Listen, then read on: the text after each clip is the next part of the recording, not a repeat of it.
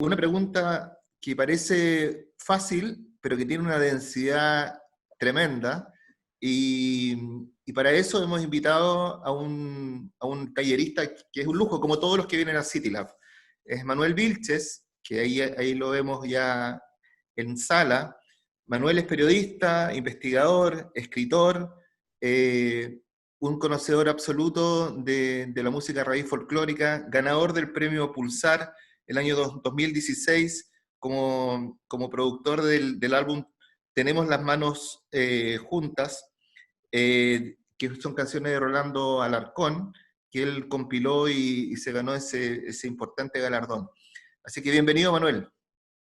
Hola Cristian, hola Gaby, hola Hola, a ¿cómo todos estás? y todas quienes están siendo parte de esto. Muy bien, gracias. Bueno, qué bueno, qué Un bueno. poco perplejo todavía viendo cómo voy a responder esto, pero bien. Bueno, la idea es que tratemos de hacerlo de una manera muy espontánea, que sea una conversación que fluya. Invitamos a todos los que tengan dudas, aportes, son siempre bienvenidos, pero nos parece una pregunta fundamental de hacernos, por eso es que nuestro interés en convocar a Manuel para esto. Y bueno, yo partiría por lo básico, por lo elemental, ¿no? Que más que entrar en una definición etimológica o académica de lo que es el canto popular, me gustaría, desde tu experiencia, nos fueses contando cómo ese concepto se ha ido enraizando en nuestra cultura popular, desde dónde tenemos que tomar ese concepto para irlo bajando a nuestra experiencia diaria.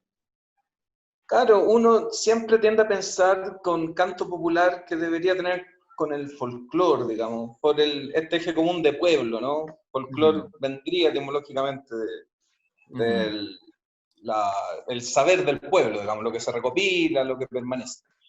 Pero también el concepto de popular, a partir de la música popular, tiene varias acepciones y yo creo que finalmente se asocia a la música que está ligada a sectores socialmente más desfavorecidos, quizás a los estratos más bajos de las estructuras sociales que sirven para las estadísticas y no sé, para qué mucho más.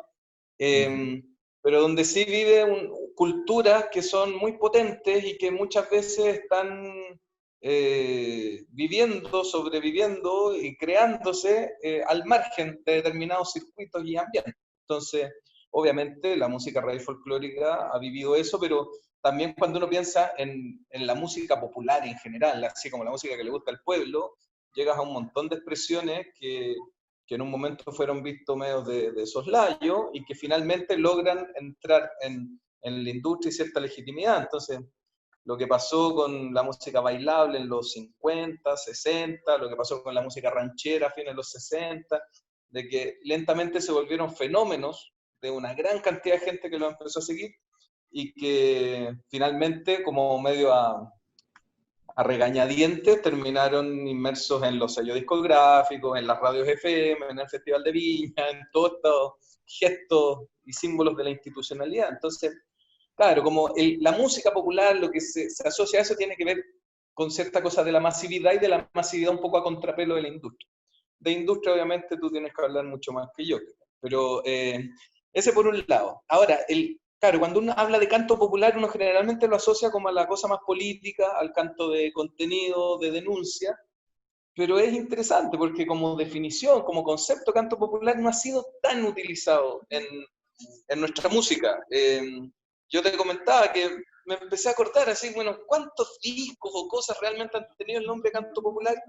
Y sí llegamos a un long play de Héctor Pavé en los 60, sí llegamos al cantar popular, que es la discoteca del cantar popular, que es el sello que tuvo el Partido Comunista en los años 60 y que fue otro fenómeno de contraindustria o de autoindustria, que un partido político tuvo que hacer un sello discográfico que vendía discos en las tiendas, pero además vendía a través de los sindicatos, las federaciones de estudiantes, como que tenía otra dinámica. Entonces, como finalmente diría yo, como en el canto popular está como un poco lo que pasa con el mundo popular en general, que se reproduce dinámicas de manera autónoma, que nacen solas, que se van contagiando entre la gente, que van propagándose y que después logran tener cierto reconocimiento oficial después de eso. Pero es un mundo muy apasionante de seguir, de entenderlo y de dimensionarlo.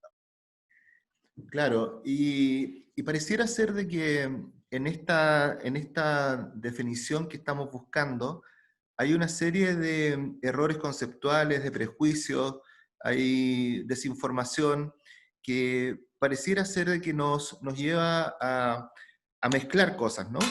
Creemos que canto popular es canto folclórico, creemos que canto popular también es canto político, que es canción de denuncia, que es protesta. En cualquier caso, canto popular se asocia con un mensaje que tiene algún tipo de compromiso con una épica o con una visión sociológica o política de la sociedad, no siendo eso necesariamente el caso.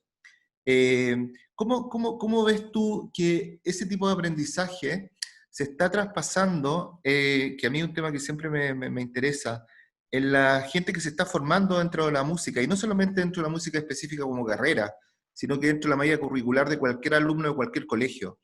¿Crees que hay un interés por despejar estos temas? O sea, mira, yo siento que lo que pasa es que Chile tiene un descuido patrimonial musical enorme, que es demoledor. Entonces, si alguien quiere acercarse a lo que solemos asociar al canto popular, digamos, Ujú, claro, hoy día con la tecnología es más fácil, pero la gran mayoría va a llegar a Víctor Jara, Violeta Parra, un par de nombres más y no mucho más que eso. ujú, Eh, claro, si tú eres obsesivo, busquilla, qué sé yo, claro, en YouTube va a ver que mucha gente ha ido subiendo las cosas más distintas, de todo tipo, pero también, y que muy recientemente algunos amigos, investigadores, están tratando como de sistematizar un poco eso. Estoy reflexionando sobre eso desde la raíz folclórica, pero también, por ejemplo, desde la cumbia. Desde hace poquito se hizo por primera vez un archivo tropical de la música de la cumbia del norte.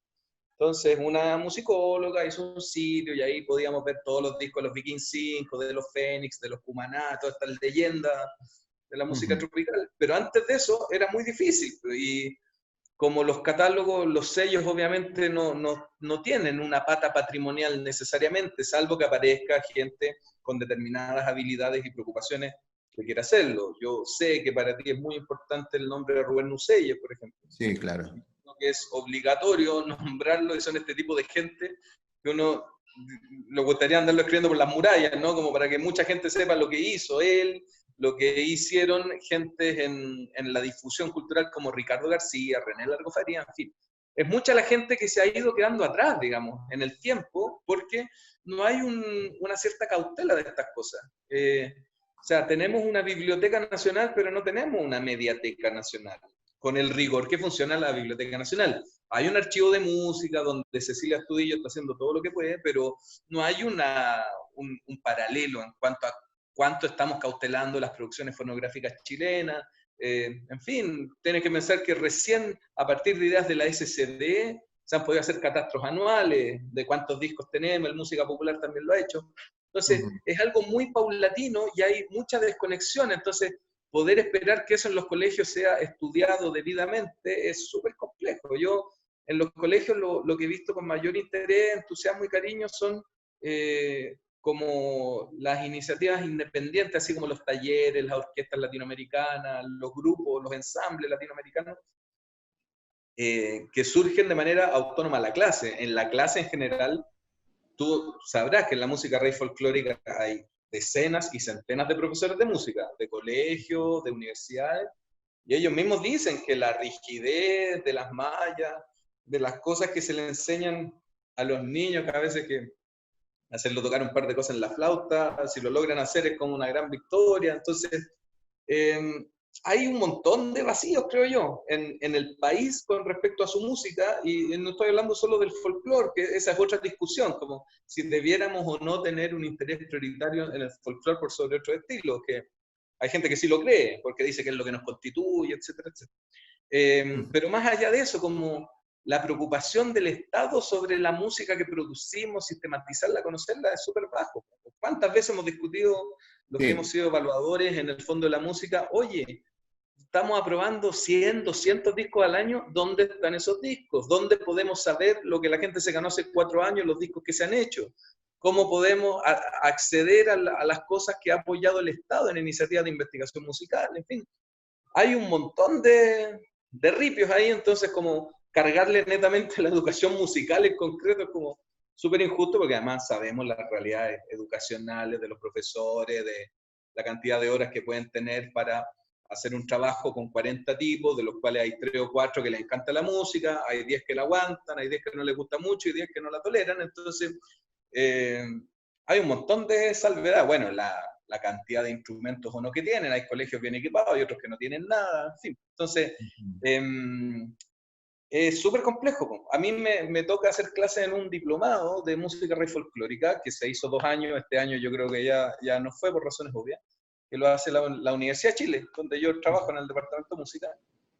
Y te contaba, uno pone una canción así, un audio de Ángel Parra, y de los 15 alumnos nadie sabe quién es, no lo reconocen. Entonces, estamos hablando de gente que le interesa el tema, no es que me fui a la calle a poner el disco a la gente, no, gente especializada, que quiere aprender de esto, que practica la música regularmente, y todas cosas que yo pensaba que eran evidentes, como, bueno, la DICAP hizo qué cosa, la cuánto profesor, perdón, ¿cómo se llama eso? No, la discoteca del Cantar Popular, el sello discográfico, qué sé yo, que editó la cantata Santa María, bla, bla. No se conocían, entonces ahí uno ve que hay muchachos que, claro, que conocen toda la música de Elizabeth Morris, por ejemplo, y muy bien hecho, porque es muy bonita, y muchos de los artistas de hoy que están trabajando en esto, pero al momento de investigar un poquito, de mirar un poquito para atrás, como que se sorprenden de las cosas que ocurrieron, de los discos que se hicieron, de la gente, y bueno, para mí la prueba más palmaria de eso fue lo que pude hacer con Rolando Alarcón, que fue abrir una puerta enorme para mí, y que yo creo que también a mucha gente le significó un aprendizaje grande. Es súper ilustrador lo que tú mencionaste del caso de Rubén Ucelles. Para los que probablemente puedan conocer poco de él, es una figura pivotal de la música chilena. Él fue un ejecutivo de EMI, de la compañía más importante en los años 60 y 70 en Chile. Un señor que se dedicó a analizar y a proyectar a los artistas chilenos, firmándolos en una multinacional, cosa que no era fácil. Su labor fue tan destacada que después él migró a la compañía EMI también en Brasil, donde llegó a ser director artístico de esa compañía también, y tuvo a su cargo, obviamente, uno de los patrimonios culturales más importantes del mundo. ¿Cuál es la particularidad de ese señor? Que tanto para el caso chileno como para el caso brasilero, resultaba ser de que él no era chileno, ni era brasilero, era argentino. Entonces, es muy particular porque uno ve de que todos estos temas que estamos hablando finalmente se conectan siempre con nuestra realidad actual, ¿no? Cuando los artistas reclaman por una ley que les permita tener mejor difusión en las radios, por ejemplo, y vemos con desdén cómo esos conglomerados muchas veces no lo hacen. Tiene que ver con un factor que es bastante evidente. No estamos orgullosos de nuestra música. O no las... Hola, qué lindo es. Estoy hablando con el amigo Cristian. No te gusta. Sí, pues déjame hablar un poquito. Déjame hablar un poquito, voy de inmediato. Esas son las cosas de los talleres abiertos. Ocurren y son súper espontáneas. Bueno, de la vida. Entonces lo que te decía... Una cosita, Rubén. Sí. Lo que pasa es que hay que pensar, como para entender el valor y el arrojo de ese hombre. En los años 50 en Chile ya estaba instalada la música que se llama guasa, o la música típica, que era o el cuarteto de guasos masculino, muy afinado, muy buenos músicos, que estaban los quincheros, los 4 guasos estaban en esta segunda etapa, los provincianos, ese mundo, los dúos, como el dúo Rey Silva, en fin, ese proyecto de estética, y los solistas, la solista femenina rodeada de varones excelentes músicos como Esther Sores, Silvia Infanta, y también algunos dúos femeninos.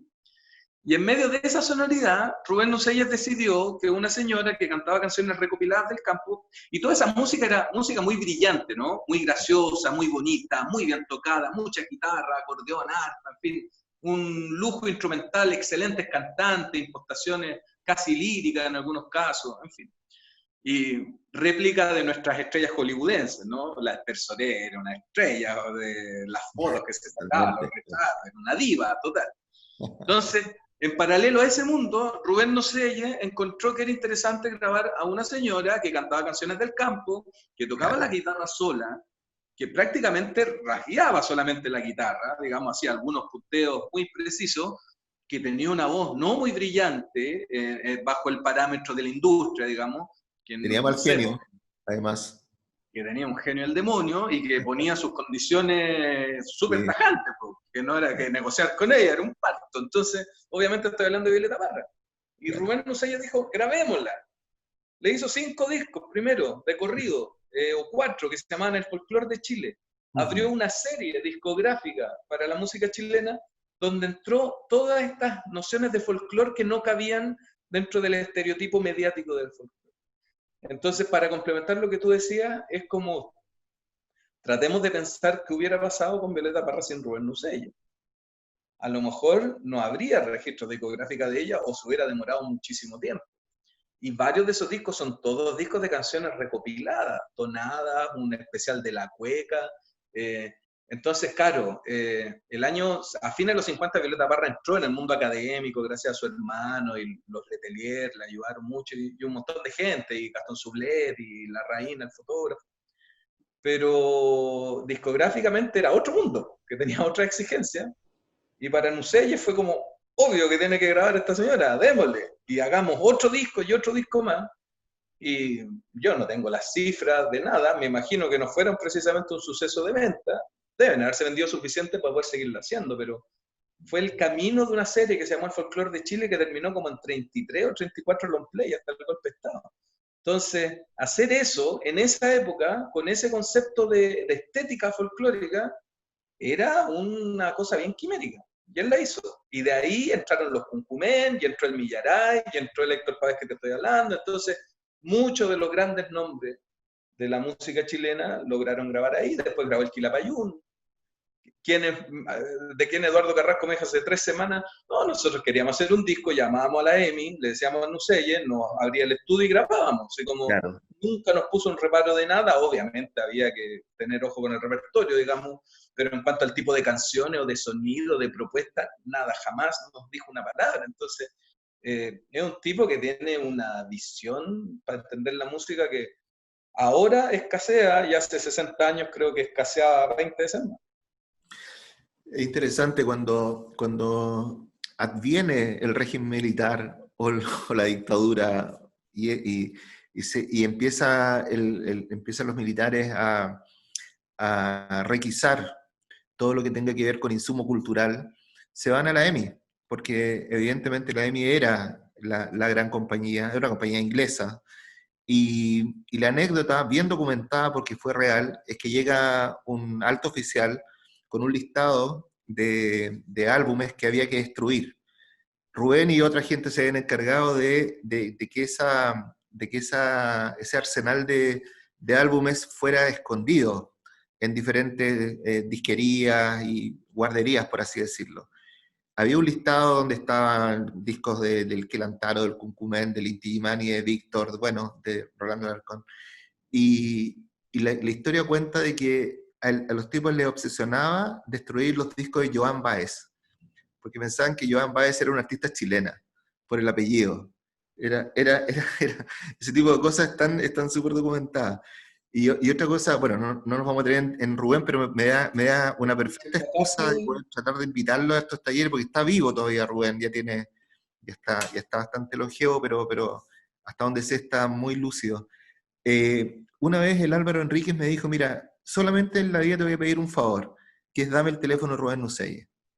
Eh, y me acuerdo, ¿por qué lo digo? Porque me parece interesante el curso que ha tomado esta conversación, porque si uno se conecta con los artistas que han marcado una tendencia, que han sido vanguardia, cuyo peso específico es indiscutible, todos esos artistas se han conectado de alguna manera con la búsqueda del canto popular de sus orígenes. Álvaro Enríquez por un lado, siempre que escucho una entrevista de Jepe, él habla de Héctor Pavés como uno de sus referentes, también lo hace Margot Loyola, y eso me parece muy saludable. En tu Los Chancho opinión, Piedra también lo han hecho Piedra mucho. también, en tu opinión, ¿por qué crees que tenemos como esta tirria, esta diferencia, esta vergüenza de que culturalmente no nos sintamos orgullosos de la música que gestamos en este país? ¿Qué nos pasa socialmente? Mira, esa es otra pregunta para un dramón de 3 horas y que de hecho yo creo que habría sociólogos y gente así que podría responder bastante mejor. Te lo digo porque tengo recuerdos de haber leído hace un tiempo, no, acá no se ve nada, tengo recuerdos de haber leído hace un tiempo estos libros de Subercasó, Bernardo Subercasó, sobre la Ujú, historia de las ideas en Chile, y ujú, uno de Jorge Larraín sobre identidad chilena, donde hay bastante más llaves de las que yo puedo hacer, digamos, pero parece que ujú. es algo intrínseco a la ideología chilena más allá de las expresiones musicales, digamos. Tiene un poco como con esta obsesión de querer ser alguien de otra parte, como, no sé, me acuerdo mucho el caso de la novela de Los Trasplantados, que es de Blest Gani, que habla de la oligarquía del siglo XIX, si no me equivoco. Eh, en fin, pues como todo esto, estas intencionalidades de querer ser los ingleses de no sé dónde, los suizos de no sé qué parte. Entonces, hay una distancia con la música.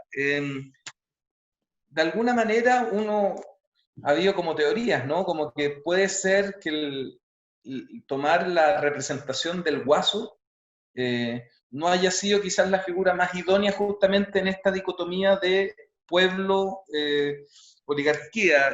También te lo digo porque hay varios libros que han trabajado sobre las identidades, las modernidades primitivas, como le llamaba Florencia Caramuño, que habla de los prototipos de personajes populares que se fueron tomando en distintos países de Latinoamérica. Entonces está hablando del gaucho argentino, el charro mexicano, el gaucho brasileño, que en general eran todos sujetos más bien de capas populares. Y que en Chile se tomó el guaso, que es como este tan jurel tipo salmón, ¿no? Esta cosa tan Claro, chilena del que es, pero no es, como que no es pobre, pero tampoco es rico, entonces trabaja con el patrón, pero no es el patrón, pero tampoco el que anda, el roto chileno que anda dinerando por el país, que anda buscando la comida día a día, como vive en una hacienda, tiene su lugar, vive medianamente pasable, entonces como que me da la idea que en este prototipo del guaso se armó una grieta y de alguna manera lo que hizo la proyección folclórica, este movimiento que lideró Violeta Parra con Margot Loyola de alguna manera, y que de ujú, donde vino el Cuncumén, Víctor Jara, Rolando Alarcón, todos los que fueron integrantes de estos grupos, Héctor Pavé, claro. el Cuncumén y el Millaray, trata un poco de hacer eso, de volver a identificar a la música con el sujeto popular. Y eso después lo retoma la nueva canción, y ahí sí se logra una identificación, yo creo, grande. Claro. Ahí hay canciones, bueno, la cantata Santa María cumple 50 años, y más allá de su sonido y su estética, que es muy de la época, es una obra bastante vigente, que se puede seguir escuchando sin ningún problema, es bien universal, dio la vuelta al mundo. Entonces, yo creo que primero una cosa ahí, digamos, desde dónde, cuál era nuestro prototipo. Hay una anécdota sobre eso que es genial, que es la de Walt Disney, no sé si la sabes tú, que No, viene no lo sé. Walt Disney. Está en el Juan Pablo González en el libro de la industria de la música, la historia de la música social chilena, la Bueno, sí, cuenta, sí, sí. que viene Walt Disney porque quería hacer en esta época me da la idea de la Alianza del Progreso o algo así, estas cosas gringas de buscar como ciertas asociaciones con toda América, no sé si en esa época un poco antes, parece que esto fue en los 40. Quería hacer una película sobre los diversos personajes típicos de América, Ujú. eh, como de todos los personajes, su cultura, mostrar su mundo y qué sé yo. Entonces vino a Chile, lo recibieron los cuatro guasos, si no me equivoco, o los quicheros, no me acuerdo, pero un grupo de guasos, le pusieron un poncho, hay una foto por ahí muy famosa del chamanto, de Walt Disney con chamanto y qué sé yo.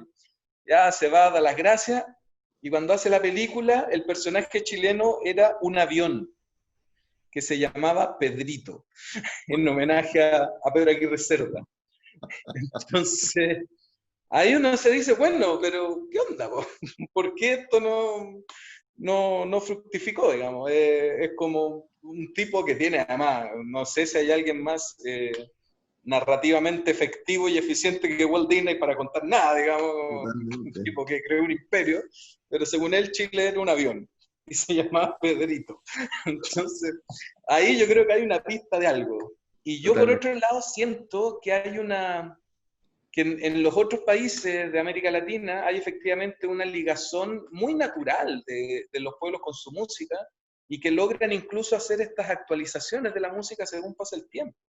Ujú. Tú, claro, la samba, la chacarera en Argentina es más o menos la misma de hace 70 años en términos de estructura, de instrumentación base, pero hoy día si querías hacer chacarera con electrónica y con batería y con orquesta sinfónica y con banda rock, las podías hacer todas.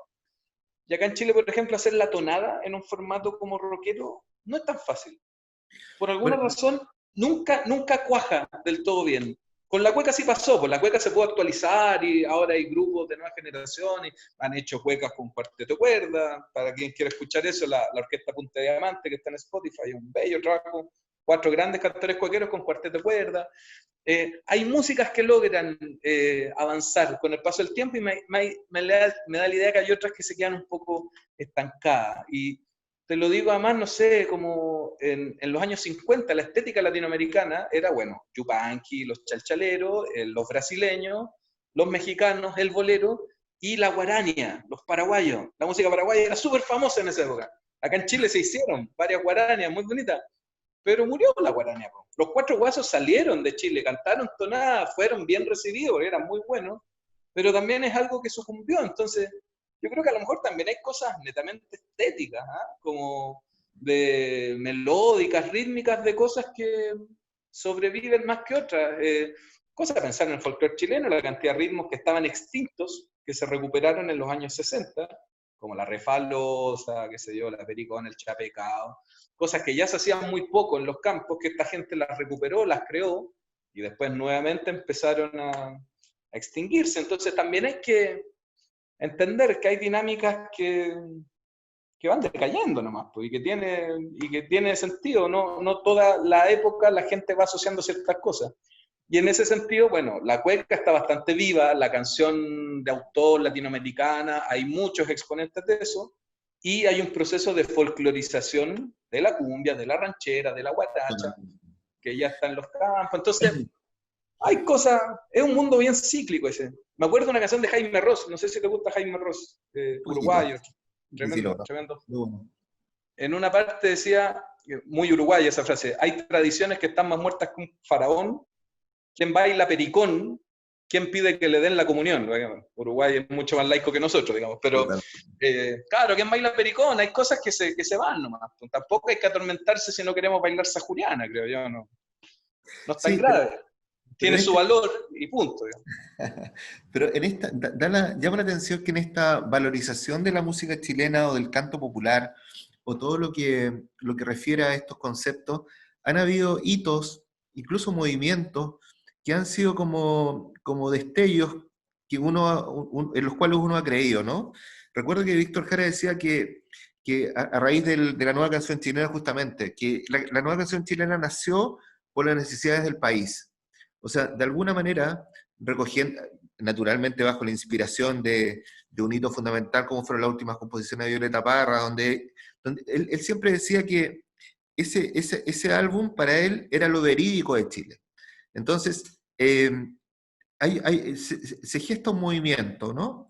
Que, claro, tiene un contexto muy, muy, muy político, pero más que político también muy contingente, y la música logra instalarse en un nivel de importancia preponderante. Hablabas también de los ejercicios muchas veces de mezcla estilística, y mencionaste también a la cantata de Santa María, que es un cruce adelantado entre lo docto y lo popular, y sin embargo, ambas instancias, hay muchos más. Pareciera ser que dentro de nuestro acervo no tienen el nivel de importancia que tienen otras gestas culturales en Chile. No sé si compartes esa visión, y a partir de ahí me gustaría que nos un poquitito relataras cómo ha sido tu acercamiento y tu visión, tu descubrimiento, Rolando Alarcón, porque dentro de las personas que no están en la memoria colectiva, él es uno de los grandes perdedores, por así decirlo, de este registro musical chileno. Sí, bueno, la primera parte de la pregunta sí, es bien grande y es difícil de contestarla. Yo me he dado muchas vueltas con respecto a eso, de por qué, claro, movimientos como la Nueva Canción Chilena, después el Canto Nuevo, que tuvieron Sí. cierto, bastante valor y mucho arraigo popular, después se entra en esta atomización, digamos, post-90, y no se ha podido encontrar un relato similar.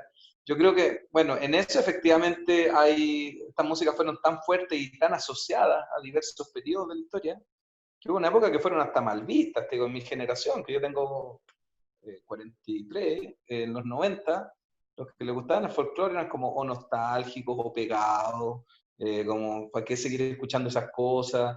Eh, como, y eso tan aburrido, y la quenita y el charango, entonces Imbécil hubo barbón, como, decía Jorge, ¿no? González. ¿cómo?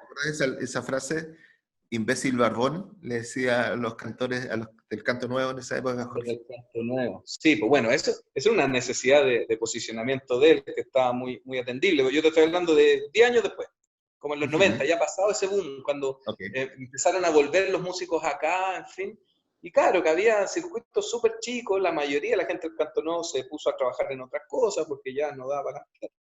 Y es complicado, o sea, asumir de que eso efectivamente no tiene interés del público, porque después, no sé, los Chuenquiní lo cantaban y podían llenar el Teatro Providencia como lo llenaban, no sé, los Barracos, no sé, grupos de rock que eran como que tenían masividades parecidas, pero que tenían muchas más figuraciones en los medios que otros.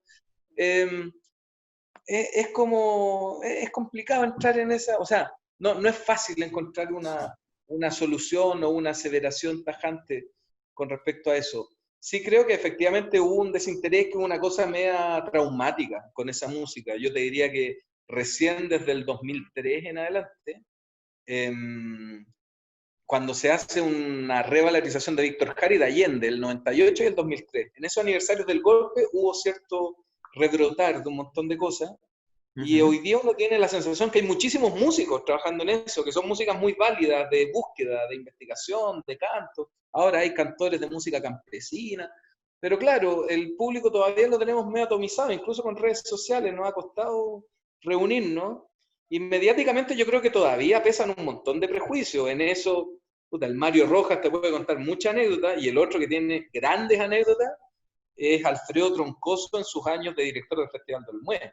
O sea, la cantidad de cosas que trataron de hacer para poder financiar ese festival, para meter los auspiciadores, con una propuesta artística ligada a la world music, no con lo que hacen hoy día, porque claro, cuando hoy día se traía Pimpinela, obvio que, o gente que representa ciertas músicas, obvio que te va a ir bien, pero él, no sé, pues traía a Flair, traía, qué sé yo, quería traer al vocal sampling, trajo a la Eva Illón, a la Soledad Bravo, y meter eso en la industria fue una locura, le costó el mundo y no lo logró del todo, de hecho.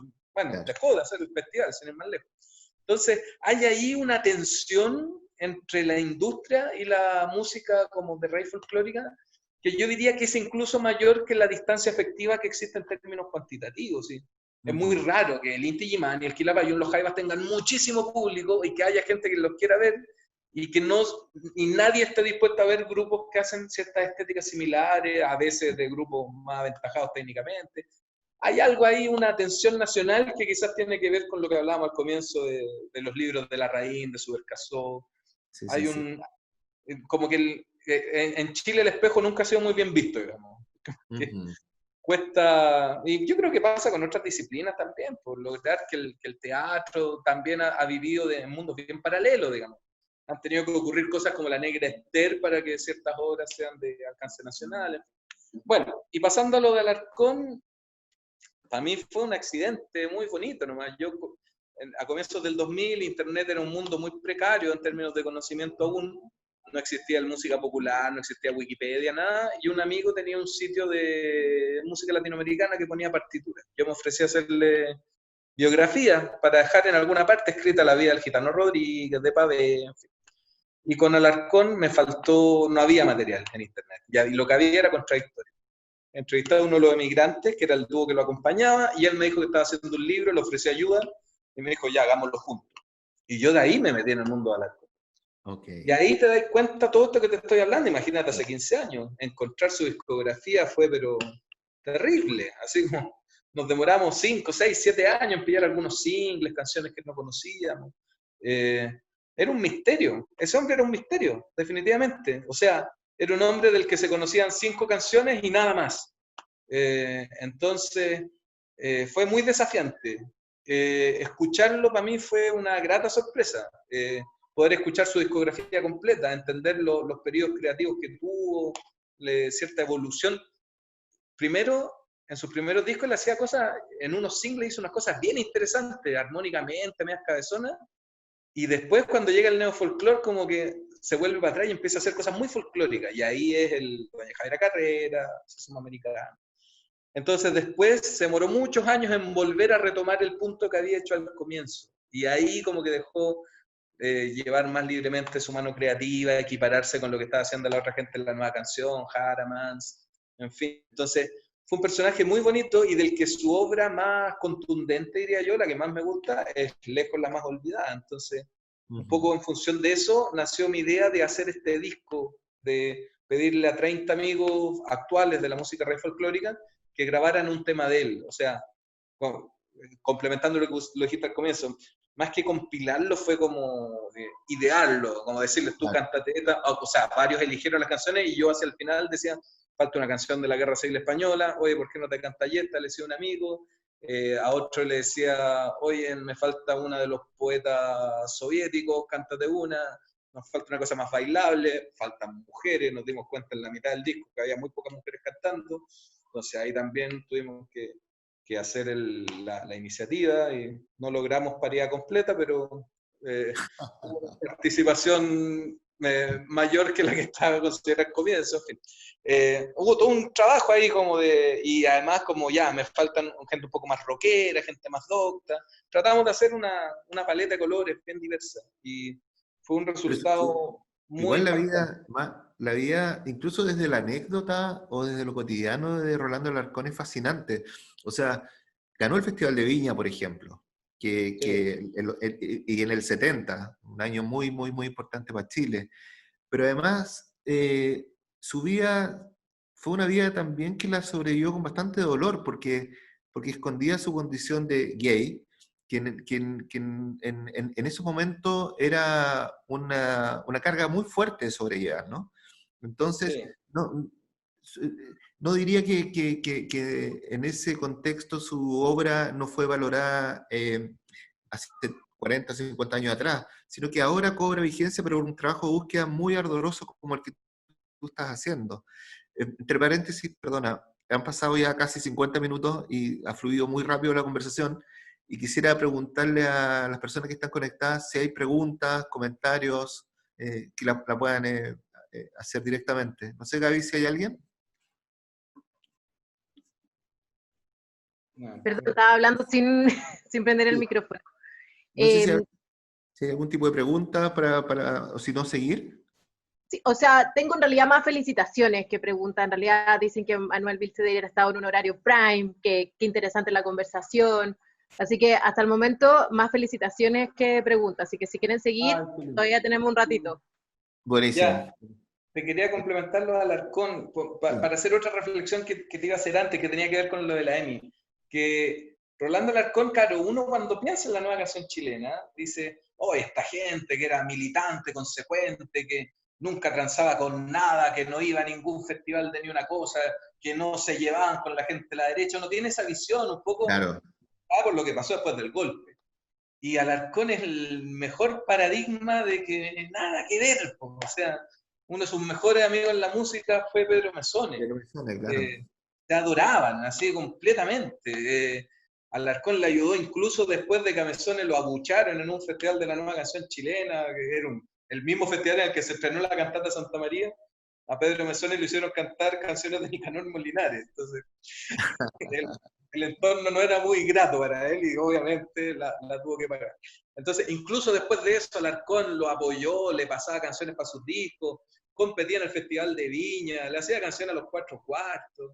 Yo creo que el Ángel Parra mantuvo algo de ese espíritu. Te lo digo porque alguna vez le pasé una información del libro que yo estaba haciendo Rolando.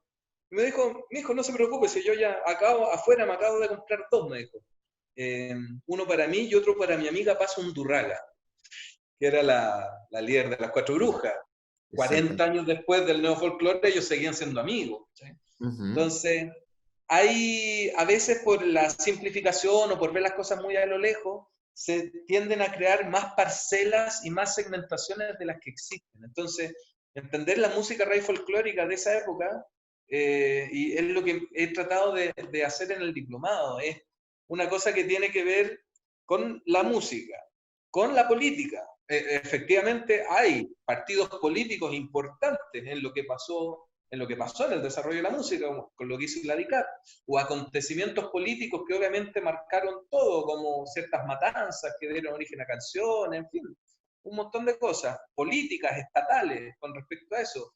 El mundo de la educación, o sea, el folclore chileno, yo creo que es imposible de entender lo que pasó con el folclore sin entender la figura del maestro normalista, que Rolando Alarcón lo era, y lo era Silvio Urbina, y lo era Richard Rojas, y lo era varias gente más que está en el Cucumén, entonces, y en otros grupos, porque ahí el área de asesoría musical del ministerio trabajaba fuertemente con los profesores y los profesores normalistas. Entonces, el mundo de la Iglesia Católica, todo lo que pasó con el Concilio Vaticano II, tiene que ver con un montón de discusiones, de canciones, las misas que se hicieron en Chile, que son hijas de la misa criolla argentina, tiene que ver con esta intención de que la Iglesia se acerque a la comunidad, de cantar en español, en fin, de incorporar las músicas de cada territorio. Incluso en canciones como ¿Por qué los pobres no tienen?, de Violeta Parra, sí. En una estrofa se habla de un Alejandro, que uno dice, ¿quién es Alejandro? Bueno, Alejandro era un cura argentino que cantaba en la radio, que era superventa. Y que hacía unas canciones que se llamaban como La Creación, y era muy divertida. Y Violeta Parra le estaba tirando palos porque cómo se dedicaba a hacer de estrella la música, mientras la iglesia tenía que andar arreglando o ayudando a los pobres del mundo. Entonces, la política, la religión, la industria, la radio, solo en un mundo así se puede entender que Ricardo García haya hecho el Festival de Viña, haya sido una estrella de los DJ, que saliera de portar en la radio, y 3 años después estuviera haciendo el Festival de la Nueva Canción Chilena, y estuviera apoyando a los Quilapayún, y haya fundado el sello Alerce, lo mismo Largo Faría. Entonces, era todo un mundo que estaba, bueno, era un mundo más chiquitito, ¿no? Estaba todo en conexión. Entonces, tratar de entender la música sin la política, sin la iglesia, sin los sellos discográficos, para bien o para mal, digamos, por lo que hacían o no hacían, sin la influencia de la iglesia, en fin, de un montón de cosas, es muy difícil. Sin las radios, sin las revistas, había una interconexión de sucesos. Y Alarcón era una excelente prueba de eso, porque además con Alarcón uno podía hacer, y fue lo que traté de hacer yo, una microhistoria de la música chilena. Porque él parte, bueno, profesor normalista, parte en el Cuncumén, hace la proyección folclórica, le hace canción a los 4 cuartos, a las 4 brujas, participa en la nueva canción, participa en el Festival de Viña. Entonces, era un tipo con el que uno recorría la historia de Chile de los 50 al 73, pero perfectamente. Muere producto de una gira que hace el Chile Ríe y Canta para apoyar a Allende en las elecciones parlamentarias del 73.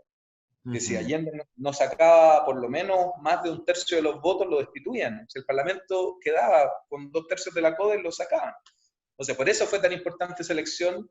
Y bueno, la UP sacó el 43%, y en lo que fue la última cifra oficial de adhesión popular, que finalmente Allende quedó con más votos, tenía más votos de apoyo que cuando fue electo. Pese a que está la escoba, digamos, la desabastecimiento, en fin. Entonces, todos esos sucesos, la música pasa por todos esos lados, en todas las épocas. Entonces, vivir y poder dimensionar eso, de entender la interconexión de todos estos acontecimientos es súper importante. Y para mí Rolando Alarcón fue crucial, porque viendo su vida pude entender cómo cada cosa tenía que ver con otra, finalmente. Y además porque, claro, bueno, y pasando al tema de la homosexualidad también, un poco hablando de esto mismo, yo le di bastante material a Óscar Contardo para su libro Raro. Ok. Que es un libro súper importante, como básicamente con la historia de la cultura gay en Chile, ¿no? De cómo subsistieron según las épocas. Entonces él ejemplificó la época Lupe como el hombre nuevo discriminatorio con los padecimientos de Rolando Alarcón. Entonces, cuando él me pidió que conversáramos, a mí siempre me llamó mucho la atención eso. Yo llegué a sentarme con él en un café en Providencia, y él tenía mi libro, la primera edición, nuestro libro que hicimos con Carlos Valladares, y lo tenía como con 60 post-it de colores hacia un costado, lleno de marcas. Y yo cuando lo vi dije, oye, que hice harta falta de ortografía, weón. Estoy lleno de motes, así como, ¿por qué tantas marcas, weón? Y no, pues ahí me dijo, es que tú no sabes, simplemente contando lo que te contó otra gente, cómo delineaste el mundo gay de la mitad del siglo XX. O sea, nombraste un doctor que falleció asesinado en un crimen pasional de gays, digamos, que atendía a muchos de ellos, digamos, que eran parte de una misma cultura. Anotaste unos baños turcos que eran súper importantes de reunión de ellos, unos restaurantes donde se juntaban y donde Alarcón iba a cantar. Yo enumeré cosas porque me las decía la gente que entrevistaba, y resulta que en esas cosas había también un montón de significaciones. Entonces, sí, pues fue un mundo súper, que bueno, Contardo lo cuenta muchísimo mejor que yo, digamos, y lo describe con mucho detalle, en el que vivir ahí era complicado, pues. O sea, Alarcón, como era profesor y tenía una posición medianamente buena, no era un millonario, pero tenía una casa en una villa en Las Condes y podía pagarse un departamento en el centro.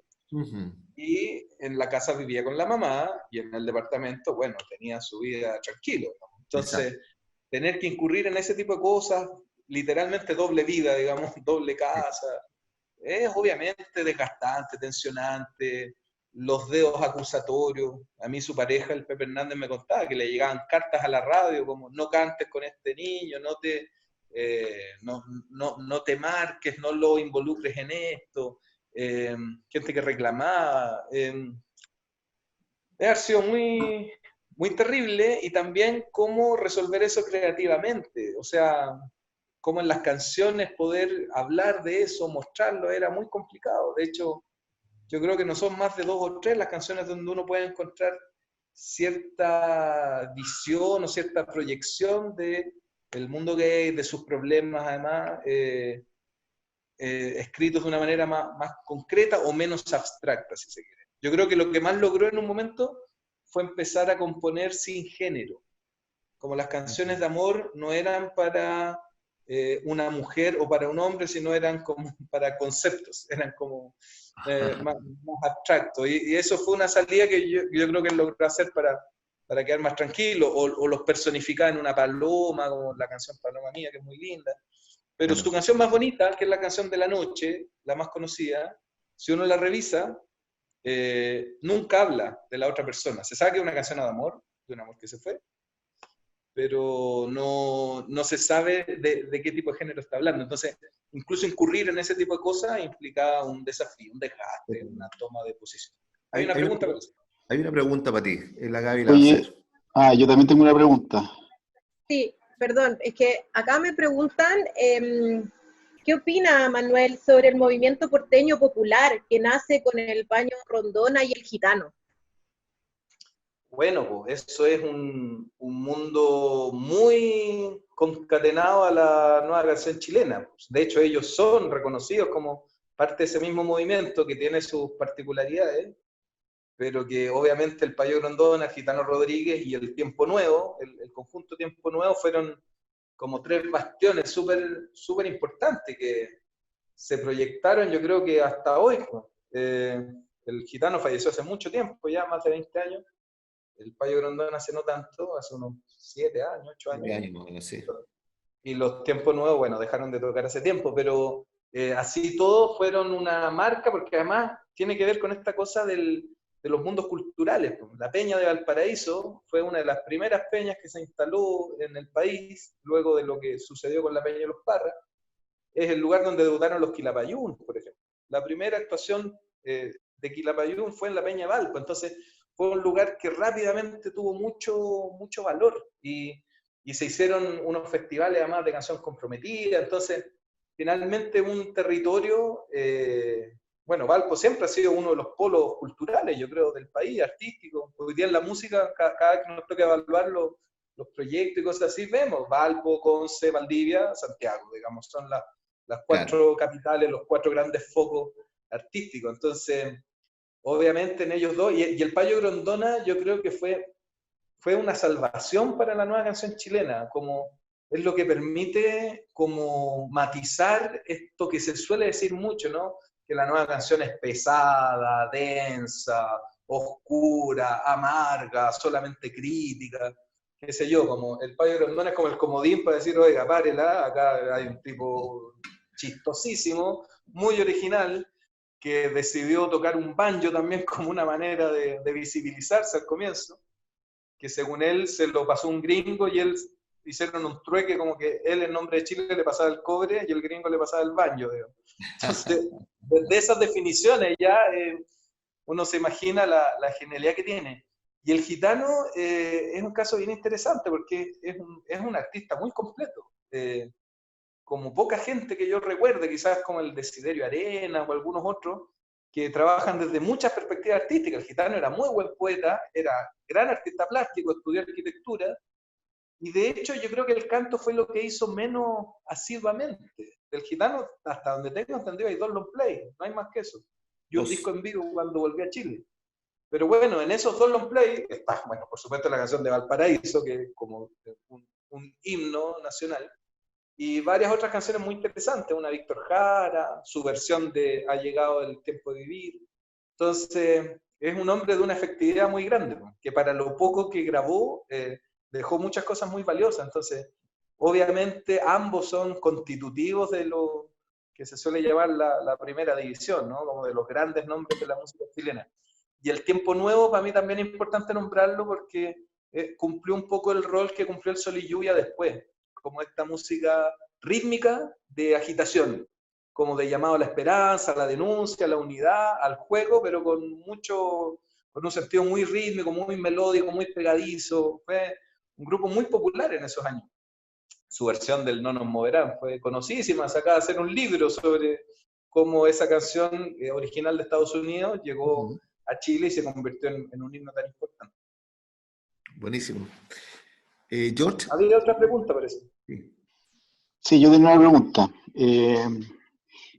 Manuel, es que encontré súper interesante y significativa la anécdota que contaste de la película de Walt Disney, y los personajes tradicionales de América. De hecho, yo recuerdo cuando chico haberla visto en la televisión, y claro, cuando sale Pedrito del avión chileno, igual uno sentía el orgullo de que había un personaje chileno en una película de Walt Disney, además que tenía un rol medio heroico el avioncito, porque cruzaba los Andes. Pero nunca hice esa reflexión, fíjate la que tú acabas de hacer. Y lo que te quería preguntar es si viniera hoy día Walt Disney, no se puede por 2 motivos muy fuertes, pero si viniera hoy día, hiciera la nueva versión de la película, ¿cuál crees tú que sería el personaje chileno? Oh, está bravo eso. O sea, un personaje chileno típico, bueno.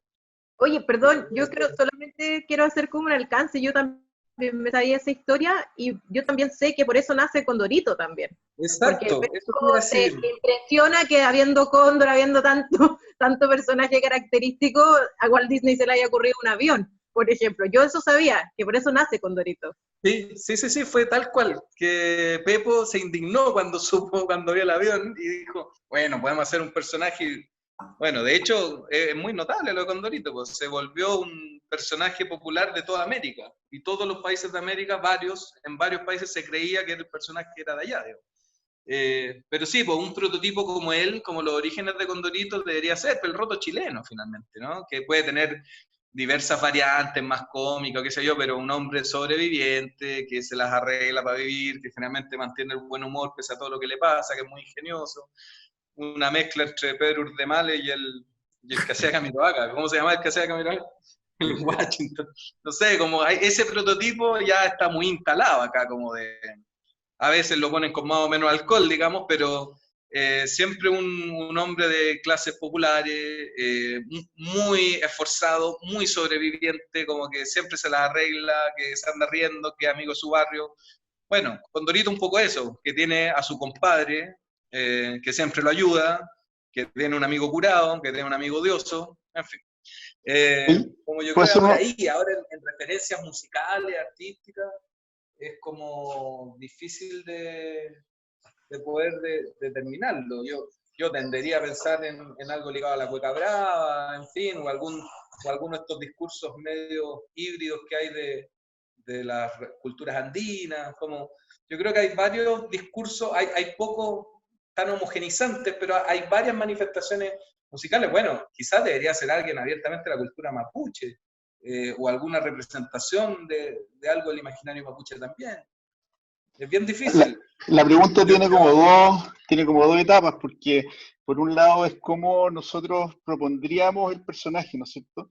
Pero por otro lado tiene que ver también con cómo nos perciben y un poco este concepto de la marca país y cómo nos ven el resto del mundo. Entonces, tal vez nosotros haríamos una propuesta así, pero ¿qué crees tú cómo crees tú que nos ven desde afuera en términos de cómo nos identifican culturalmente? Probablemente quedándonos en la última parte de la música que tú mencionaste puede ser interesante.